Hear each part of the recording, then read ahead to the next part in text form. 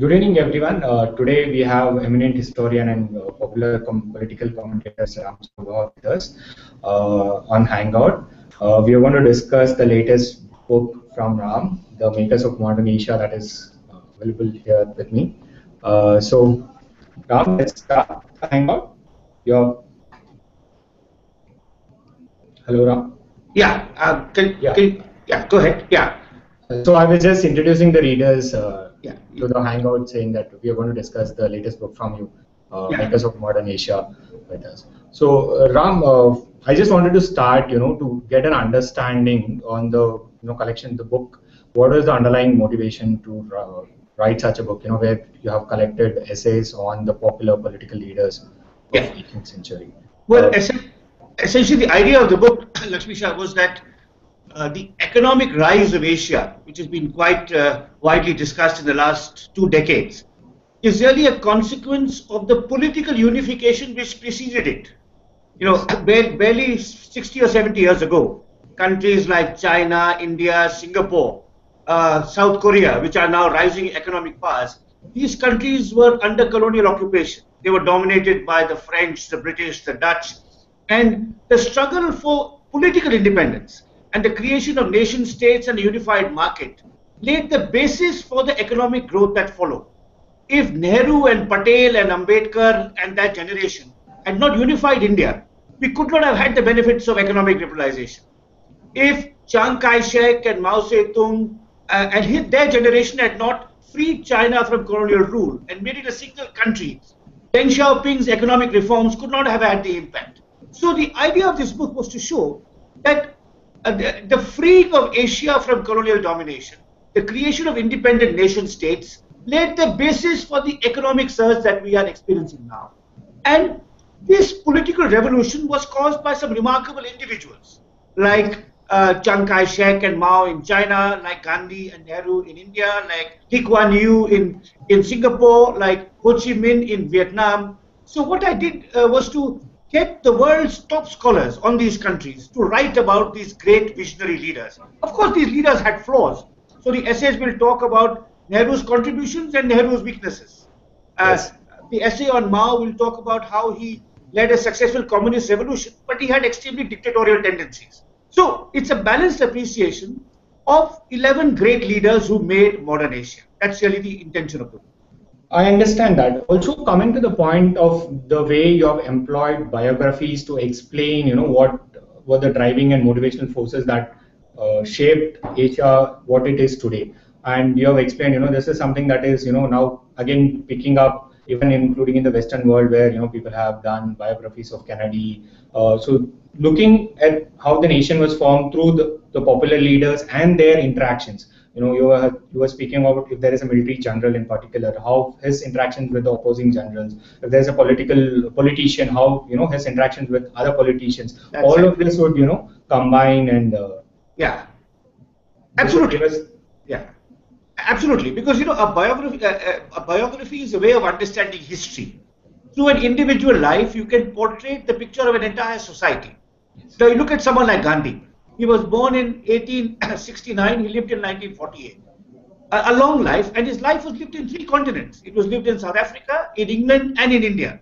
And of course, he effected political change in all these continents. And his life was in conjunction with other lives. So when you talk about Gandhi, you have to talk about his debates with Jinnah and Ambedkar, who had differing positions with regard to religion or caste or whatever. So biography is a very useful and exciting way to illustrate larger historical themes. And all of us are gripped by individual lives. Readers like reading biographies. If it is a general history, if you call it political change in China 1900 to 2000, it sounds rather boring.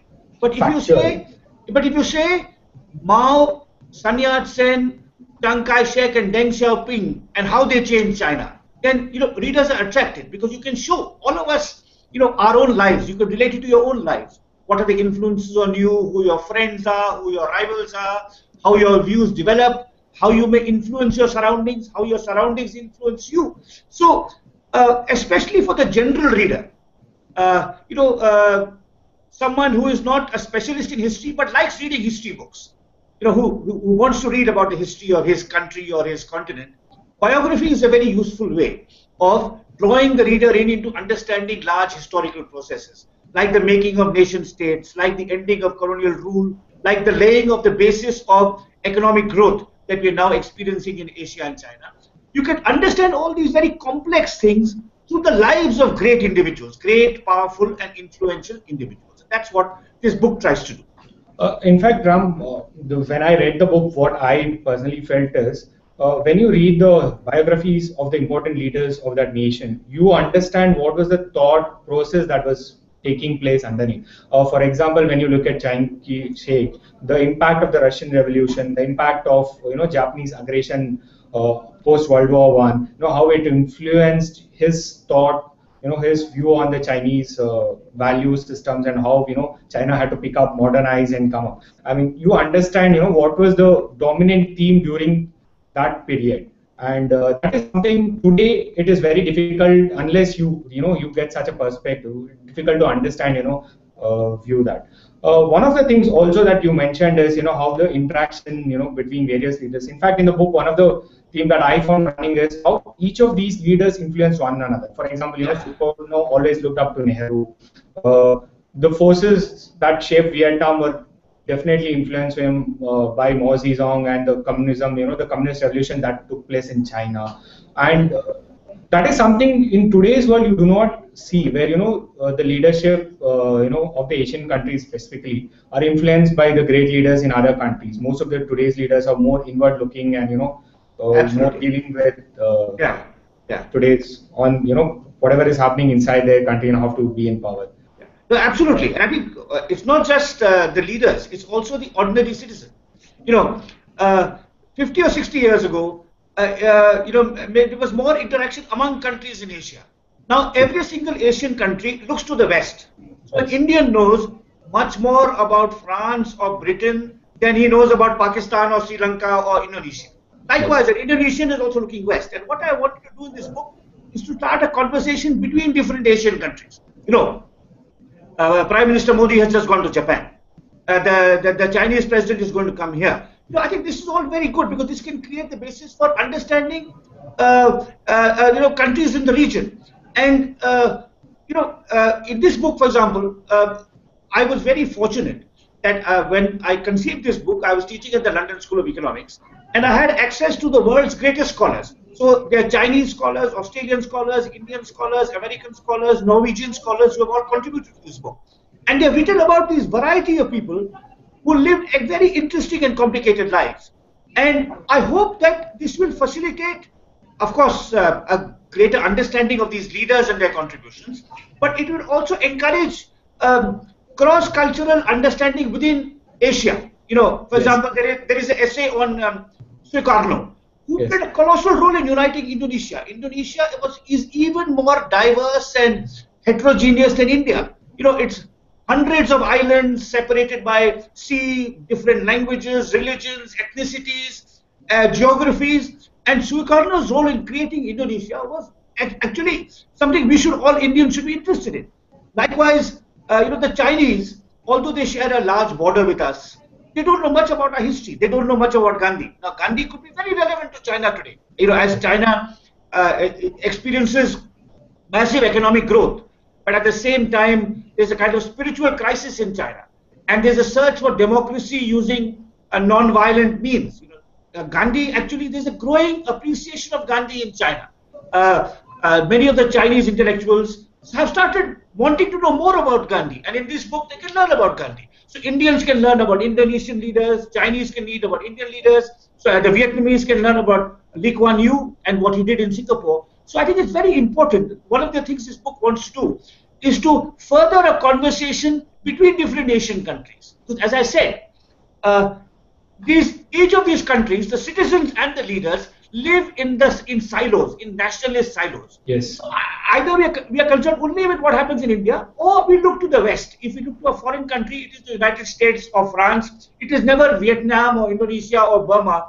Countries which actually may have more in common with us, with whom we may have much more productive interactions. So I think this is one of the, in a sense, this is one of my hopes for the book, that it will facilitate and further a conversation between leaders and citizens of different Asian countries.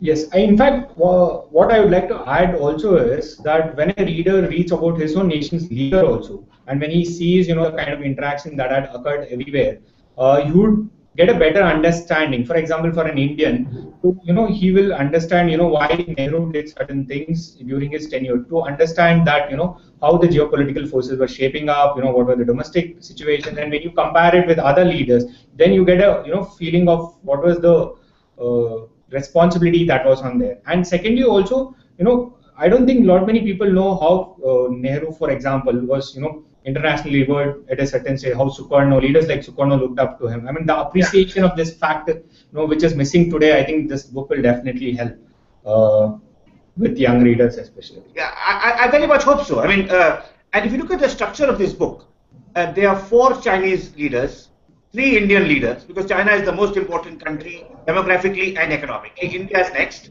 And then there's 1 leader apiece from Pakistan, Singapore, Indonesia, and Vietnam. So there are 6 countries represented in this book. And we could have had more essays. I could have had an essay on Korea or on Mahathir of Malaysia, but that would have become unmanageable. And it's exactly what you say. When you look at the life of Nehru in juxtaposition with Sukarno, yes, you place them side by side, you throw greater light on both. You understand Nehru better by placing him next to Sukarno, and you understand Sukarno better by placing him next to Nehru. Likewise, Mao and Ho Chi Minh, 2 great communist leaders, one operating in China, one operating in Vietnam, both successfully united their country and threw out the colonial power. But they were different. They were both communists, but they had differences. And when you see them side by side, you learn more about both people. So I think, I very much hope that especially the younger generation will learn more about not only the history of our country, but the history of our continent by studying the lives of these leaders. And following up with that fact also is that, today what has happened is, due to various political reasons in each of the countries where the leaders are, a certain type of image is projected about these leaders. But once you read the book, you come to realize that every leader, his thoughts and his philosophies evolved over time. I mean, Ho Chi Minh initially was not so pro-communist. He wanted to have, more multicultural party. I mean, that is his view, and where Vietnam today is and what Vietnam perceives Ho Chi Minh is totally different. Yeah. I mean, you can see that across all leaders where, the thought, there was no single thought. It was always an evolutionary thought. There were a single strain of idea, but that had evolved, through their interactions. And I think that is something people should appreciate, so that, they do not have an image of the leader just through the propaganda that currently exists everywhere.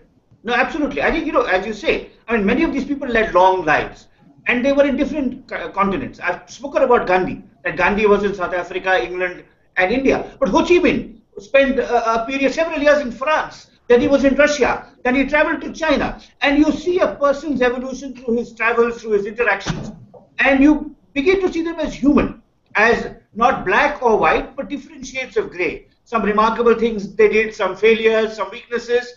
But overall, they contributed to the making of modern Asia, and that's their importance. And I just say one last thing.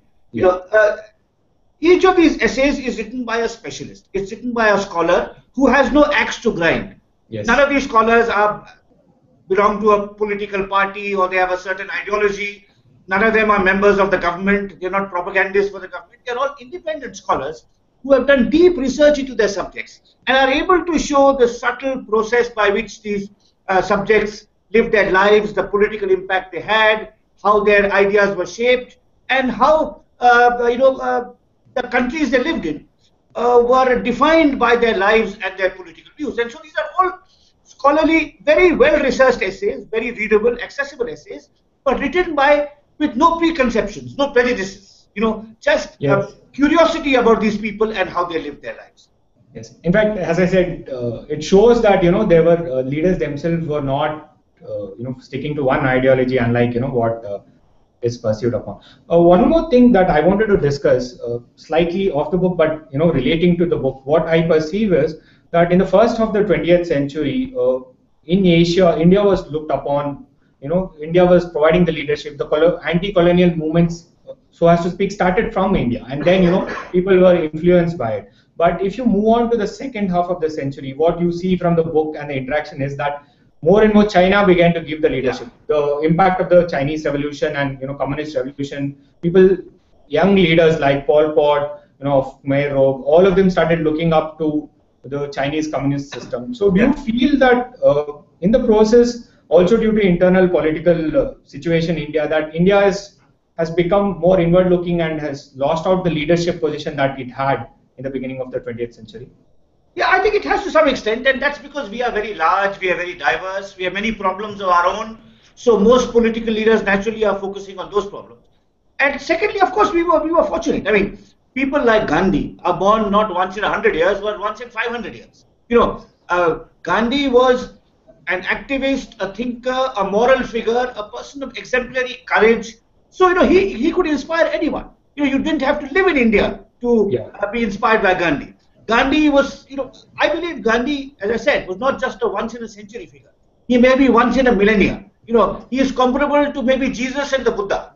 People who not only shape societies, but whose ideas have an extraordinary moral clarity and strength, and whose own personalities radiate confidence, trust, and humanity. So I think we were lucky that we had a figure like Gandhi, who was able to inspire anti-colonial movements everywhere. Like, Ho Chi Minh greatly admired Gandhi. And he said, Gandhi inspired me to become an activist. But then he added, if Mahatma Gandhi had been fighting the French, he would have given up non-violence within a week. That was his job. So, you could follow Gandhi, but you could be inspired by Gandhi, but not maybe differ from his method. So, we shouldn't complain too much about the fact that we don't have a leader of the stature of Gandhi, because Gandhi is not born, is born only once every 500 years. But certainly we should get out of our nationalist silo, out of our inward-looking perspective, and we should engage with the history, the culture, and the leadership of different Asian countries. And I think that's the direction in which we must go. Yes. In fact, I can recollect that, one of the interesting quotes about Nehru was that when one of the, if I'm not mistaken, American journalist asked him what would be the things that India would most boast him, and he said, the most important aspect is, the leadership that I would provide India, international arena. That is something that India will surely miss. And that itself, you could see that today it is very difficult for any leader to gain the kind of stature that, Nehru had, or in other countries, Sukarno or Mao. Yeah. And that was also, the stage was much larger. That was a profound moment of historical change. The end of the colonial order and the rise of nationalist states. That occurred after 200 years of colonialism. Now, once you are independent, you don't have that, same charisma or appeal. That's understandable. Ram, I also wanted to, from what I read from the book, and what surprises me is today the world is so interconnected. You have the globalization forces driving that whatever is produced anywhere, you get it instantly. But the ideas and thoughts that were moving around then, I mean, how well read, some of these leaders were, how, influenced by other political philosophies these young leaders were. And today we are seeing that the same thing is missing here. Yeah. Do you feel that being part of colonial, one of the, let's say, advantages of being part of a colonial system was that we were more open to ideas, because, the ideas were freely flowing from the West, and there were a lot more exchanges and interactions that was happening then. And that is something we are missing out, even though the world is globalized and interconnected. No, I think you pointed to something very interesting, which is that politicians all over the world read less, they reflect less. Yes. They're less interested in ideas and more interested in their own personal advancement. In our Lok Sabha, there are 543 members. Probably, I would say 10% of them read books. That may be an overestimate. But in the first Lok Sabha, probably 50 or 60% read books. In the first Lok Sabha, many of the members of parliament had been professors, they had been economists, they had been lawyers, and this was true of other countries too. I mean, it was true of Ho Chi Minh, or it was true of Lee Kuan Yew, who studied at Cambridge. And it's very rare to have politicians who reflect on ideas, who read books. I mean, Barack Obama may be one of the last such representatives, who's very knowledgeable not only about his society, but about other societies. Yes. And that certainly is a loss, because anyone involved in public life should be able to absorb new ideas, to tackle complex issues. And I think books, historical books, are a very important source for politicians. I mean, earlier politicians, Winston Churchill, Charles de Gaulle, not just Nehru, but Winston Churchill, Charles de Gaulle, they read history to understand how better to rule their own societies. And that tradition of the reading politician is shrinking not just in India, but all over the world. And that is unfortunate. Especially with respect to books and histories of other people. I mean, at the most you would find today people are knowledgeable about, leaders are knowledgeable about their own country, but yes, that is definitely missing in today's world. Absolutely. One of the things you also spoke about the reason why the book focuses mostly on Indian subcontinent and the South Far East, if I might to use the word. And you had also mentioned you had missed out on some of the great personalities in Middle East, like Ayatollah Khomeini or Abdul Nasir. I would believe, given that historically also Middle East has had more interaction with Europe, and you could consider the Middle East and Europe to be of a singular political entity. I mean, back in times of Roman Empire. So does that make sense that historically speaking, India and China in the Far East were one political, if not a political entity, what I mean is a different cultural sphere as against, the Middle East, and that's why leaving out Middle East from the book. I mean, I thought a lot about it. I mean, I could have had Khomeini from Iran, I could have had Nasser from Egypt, maybe Golda Meir from Israel. But the whole historical dynamics there is very different. They've had a much longer interaction with the West over centuries. More recently, they have been caught up in this whole dynamic about oil and the politics of oil and the Cold War rivalries around oil. So it was a different kind of set of issues. And I did not want to dilute the emphasis on the anti-colonial revolutions in South and Southeast Asia. And of course, the economic rise of these countries in the last 20, 30 years. The Middle East is a very different kettle of fish. There the problems are the politics of oil, terrorism, religious rivalries. So, I felt it's a different theme, a different region, and some other books should deal with it. Sure. And also the values that you would see in China and India are on similar lines. I mean, there is a lot of influence between Buddhism, Hinduism, and the Confucian value system. It makes sense. Also, coming to I would want to avoid going to a specific personality. I would want to, because the whole idea of the book is to see a common thread across Asia. But one of the things that I wanted to ask, given the current political this thing, is about Zulfikar Ali Bhutto, that today there is certain opinion in some of the political circles in India that however much we want to see us and Pakistan as common brotherhoods, there is a growing perception that we are different. And if this were to be true, do you feel the duration at which Zulfikar Ali Bhutto was in charge of Pakistan, or he was involved actively, this is the time where the divergence of India and Pakistan started from a common shared political history during the British Empire? No, I think it started much earlier. I think it started from 1947 onwards. I mean, we have a very intense relationship of love and dislike and hatred. And almost at partition, the Kashmir problem started. Then, of course, we diverged. We took a democratic route. They have had mostly periods of military rule interrupted by a few years of democratic rule. Our political systems are different. I mean, we believe in the equality of all faiths. Under Ziaul Haq, they became an Islamic state in which non-Muslims were given second-class citizenship. So it's a problematic relationship. But as people say, you can't choose your neighbors. Once you have a neighbor, you have to make the best of. You can choose your friends, but you can't choose your neighbors. And in that sense, I do hope that there is sagacity and statesmanship on both sides, and we can get beyond the past bitterness and the animosity and the suspicion, and cultivate at least a working relationship. I don't think we can ever be close friends, but at least a working relationship would be helpful. And I think we have good examples in Asia itself for that. I mean, even though there is in the recent past certain antagonism between China and Japan, but if you look at someone like Deng Xiaoping, when he was ready to go to Japan even after the Japanese aggression, even Singapore's Lee Kuan Yew also was ready to accept Japanese investment, the assistance in developing, and that is something we have good examples in Asia itself, which should help the leaders in both the nations. Absolutely, but that would require, I think, very wise and far-seeing statesmanship. I think, unfortunately, in Pakistan, sometimes the political rivalries don't allow a healthy relationship with India. And that's a hurdle we have to cross. Ram, I think that also we have a lot of questions from our readers. In fact, what we had done is we had put it up on social media and Twitter, so that we would select the top 10 questions that we our customers are interested in, and each of the selected personnel would be getting a signed copy of the book. Sure. Yeah. So I'll just start, reading these questions. Yeah. The first question is from Saumitra Patak. He's asking, has the study of Asian languages remained limited among scholars and historians? Do you think that this limits our understanding of Asian societies and their histories? This is a question from Miss Saumitra Patak.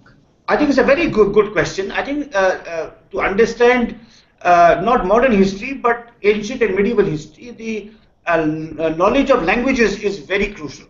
And certainly in India, for example, the teaching of Sanskrit and Persian and Tamil, classical Tamil, is on the decline.